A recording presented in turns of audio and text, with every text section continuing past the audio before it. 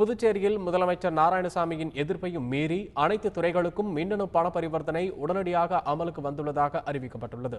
புதுச்சேரியில் மின்னணு பண பரிவர்த்தனையை வர்த்தகம் மற்றும் அனைத்து அரசு துறைகளிலும் அமல்படுத்த அம்மாநில தலைமைச் செயலருக்கு மத்திய அரசு உத்தரவிட்டது. இதற்கு கடும் எதிர்ப்பு தெரிவித்த புதுச்சேரி முதலமைச்சர் நாராயணசாமி மின்னணு பரிவர்த்தனையை செயல்படுத்த புதுச்சேரியில் எந்த கட்டமைப்பு வசதியும் இல்லை என்றும் படிப்படியாகத்தான் மின்னணு பண பரிவர்த்தனையை அமல்படுத்த முடியும் என்றும் தெரிவித்திருந்தார். இந்நிலையில் புதுச்சேரியில் அனைத்து துறைகளுக்கும் மின்னணு பண பரிவர்த்தனை உடனடியாக அமலுக்கு வந்துள்ளதாக அம்மாநில நிதித்துறை செயலாளர் கந்தவேலு சுற்றறிக்கை அனுப்பியுள்ளார். மின்னணு பண பரிவர்த்தனையை ஊக்குவிக்கும் வகையில் அனைத்து அரசு துறை பண பரிவர்த்தனைகளும் இசிஎஸ், நெஃப்ட், ஆர்டிஜிஎஸ் முறையில் தான் பண பரிவர்த்தனை செய்ய வேண்டும் என்று அதில் தெரிவிக்கப்பட்டுள்ளது.